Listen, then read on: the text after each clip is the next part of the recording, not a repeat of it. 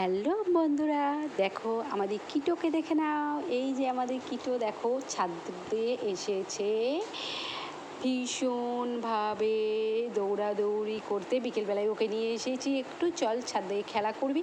ও আর দেখো নিচে যাওয়ার জন্য কেমন করছে। আমি ওই জন্য দরজাটা দিয়ে দিয়েছি ওকে, যাতে ও নিচে না যায়। তারপরে এখানে একটু বৃষ্টির জল ছিল, সেই জলটাকেও খেতে লেগেছে। এই যে খাচ্ছে দেখো কেমনভাবে। আর কিটো তোমরা কেউ জানো না, বললে বিশ্বাস করবে না। মানে এই কয়েকদিনে ও এত আমার প্রিয় হয়ে গেছে। শুধু আমার এত প্রিয় হয়ে যায়নি, ওর কাছেও আমি এত প্রিয় তা বলার নেই। আমি শুধু একবার যদি ডাকি কিটো, ও যেখানেই থাকুক না কেন ও সেখান থেকেই ব্যাস চলে আসবে আমার কাছে। আর শুধু আমার আলমারির পেছনে লুকিয়ে থাকবে। যখন ও জানবে যে এবার আমাকে খাঁচাতে ঢোকানো হবে, তখন ও শুধু এইগুলোই করে, আলমারির পেছনে লুকিয়ে থাকে বা দোতলায় চলে যায়, নাচানাচি করে। আর ছাদে আসলে তো এমন করবে, মনে হবে যেন এই যে ফাঁকগুলো আছে আমাদের ঘেরার ডিজাইনগুলো আছে, মনে হবে যেন ওই দিক দিয়ে ও পড়ে যাবে। কিন্তু না, ও পড়ে না, কিন্তু ভয় করে, ভীষণই ভয় করে যে না পড়ে যায়। মানে উঁকি দিয়ে ও দেখে নিচে কি আছে না আছে, ওই প্রান্তে কি আছে না আছে এইগুলো। আর যখন ছোটাছুটি করে ওকে তো ক্যামেরাতে নেওয়াই যায় না। ও একবার এদিক থেকে ওদিক, ওদিক থেকে সেদিক, এরকমভাবেই দৌড়াদৌড়ি করতে থাকে।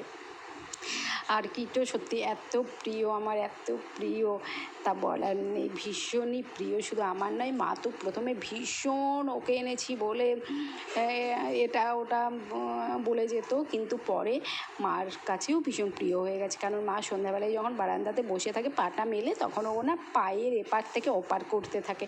মা যাই খাক না কেন, মুড়ি খাক, চাল ভাজা খাক, ওকে যদি দেয় ও আবার কুটকুট করে সেটা খায়। আর আমি সবসময় চেষ্টা করি ওকে কচি কচি ঘাস খাওয়ানোর, যে কারণে আমি সারাদিন খুঁজেও বেড়াই এবং কচি কচি ওই পাতাগুলোই ওকে খাওয়াই। এছাড়া গাজর নিয়ে আসি, ভাইও গাজর নিয়ে আসে ওর জন্য। ব্যাস শুধু এইটুকুই প্রার্থনা, কিটো তুই এভাবেই থেকে যায় সারাটা জীবন। মানে ভীষণ ভীষণ, দেখো না। আর এরকম একটা পোষ্য পুষলে না, মানে সে যে এত প্রিয় হয়ে যায়, এত কাছের হয়ে যায়, এটা বোঝাই যায় না যদি না পুষতাম। আগে খুব ছোটোবেলাতে আমাদের বাড়িতে প্রচুর কুকুর থাকতো এবং তারাও ভীষণ প্রিয় হতো এবং তারা এতটাই শিক্ষা করা হতো, যা বলা হতো সেটাই করতো। তারপরে একবার আমাদের একটা রকি বলে একটা কুকুর ছিল, সে রকি মারা যাওয়ার পর থেকে আর আমরা কাউকে পুষি না।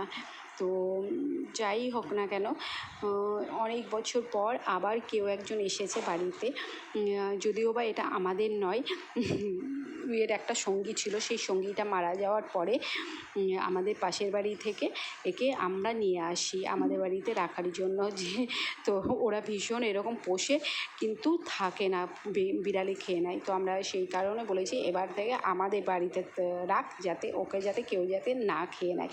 কারণ বিড়াল থাকলে ভীষণ অসুবিধে এদেরকে পোষা।